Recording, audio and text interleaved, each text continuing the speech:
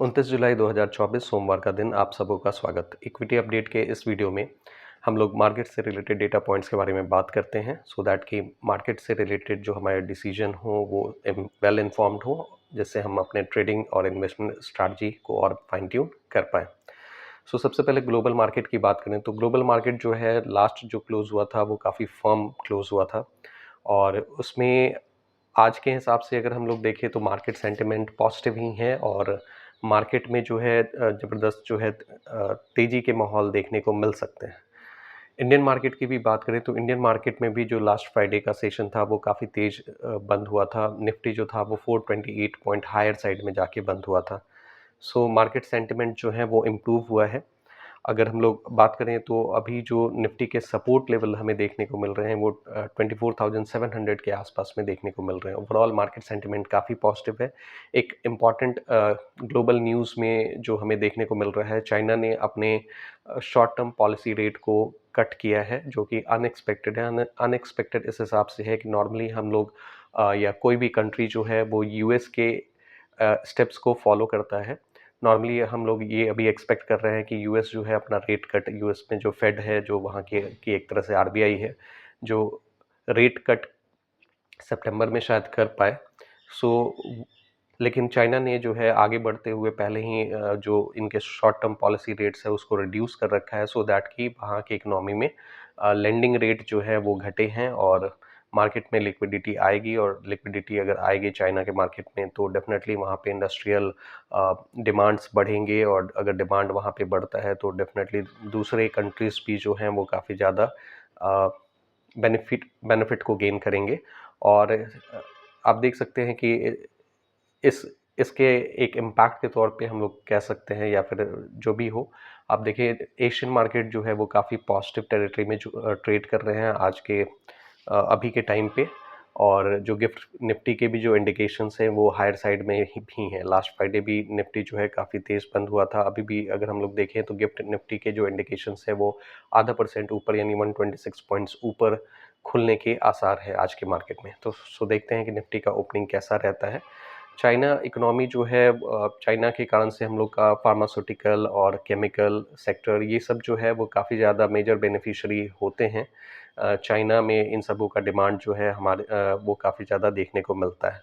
सो अगर चाइना की इकोनॉमी आगे बढ़ती है तो डेफिनेटली, चूँकि चाइना वर्ल्ड का सेकेंड लार्जेस्ट इकोनॉमी है, सो अगर वहाँ पे इंडस्ट्रियल डिमांड बढ़ेंगे तो डेफिनेटली उससे एसोसिएटेड जो दूसरे कंट्रीज़ भी होंगे वहाँ पे भी जो सप्लायर कंट्रीज़ होंगे उनको तो बेनिफिट ज़रूर मिलेगा।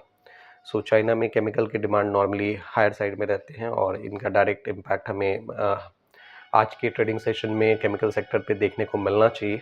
सो देखते हैं कि आज मार्केट का सेंटिमेंट्स और मार्केट के जो डिफरेंट की सेक्टर्स होते हैं वो कैसे परफॉर्म करते हैं। इसके अलावा जुलाई मंथ में अगर हम एफ पी आईज़ के फंड फ्लो की अगर हम बात करें, F P eyes stands for foreign portfolio investors. So foreign portfolio investors जो होते हैं वो लॉन्ग टर्म के लिए जनरली मार्केट में पार्टिसिपेट करते हैं। सो जो डेटा फ्लैश हो रहा है वो ये हो रहा है कि 33,600 करोड़ का इनफ्लो जो है वो एफ पी आईज़ की तरफ से इक्विटी मार्केट में आ रखा है जुलाई के महीने में। सो ये एक पॉजिटिव आप कह सकते हैं, क्योंकि एफ पी आईज़ जो होते हैं वो जनरली लॉन्ग टर्म के लिए होते हैं। तो ये मार्केट ये जो पैसे हैं वो इकोनॉमी में कुछ समय के लिए रहते हैं, जिनका उपयोग जो है डिफरेंट पर्पस के लिए हो सकता है।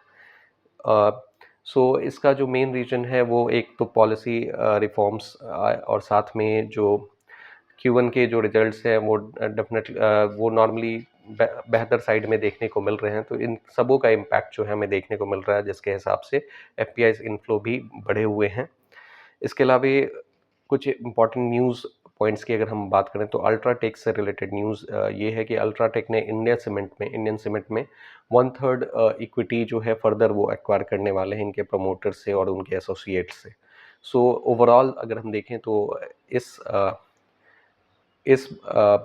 नेगोशिएशन के बाद में, इस डील के बाद में जो अल्ट्राटेक का जो स्टेक होगा वो मोर देन 50% होगा वो इंडिया सीमेंट में। और इस तरह से जो अल्ट्राटेक का जो फुट होल्ड है वो की साउथ इंडियन मार्केट में भी देखने को हमें मिलेगा। वैसे तो अल्ट्राटेक जो है नॉर्थ इंडिया में काफ़ी ज़्यादा इसका प्रेजेंस है, और इस डील के बाद में जो अल्ट्राटेक का प्रेजेंस है वो साउथ इंडिया में भी फॉर्म होगा। इसके अलावा ओला इलेक्ट्रिक जो है वो अपना आईपीओ लेके आने जा रहा है। 2 अगस्त को ये आईपीओ जो है वो ओपन होगा। सो देखते हैं कि ओला इलेक्ट्रिक जो है क्या जादू कर पाता है मार्केट के अंदर में। Q1 के रिजल्ट्स जो है इम्पॉर्टेंट कंपनीज़ के आने वाले हैं इस वीक में। अगर हम देखें तो आईटीसी, एसबीआई, जोमेटो, वैसे तो 130 कंपनीज़ जो हैं वो अपने रिजल्ट जारी करेंगे इस वीक में। उसमें से ये कुछ इम्पॉर्टेंट कंपनीज़ हैं, आईटीसी के रिजल्ट आएंगे, एसबीआई के आएंगे, जोमेटो के आएंगे। सो इस हिसाब से इनमें कुछ वोलेटिलिटी आपको देखने को मिल सकता है। अगस्त के महीने में अगर हम लोग देखें तो अगस्त के महीने में टोटल 10 मार्केट हॉलीडेज़ आपको देखने को मिलेंगे, इंक्लूडिंग इंडिपेंडेंस डे हॉलीडे। सो अगस्त का जो ट्रेडिंग मंथ है उसमें 10 मार्केट हॉलीडे आप मनाएंगे। इसके इनफैक्ट आप क्या, सब लोग मनाएंगे मार्केट हॉलीडे।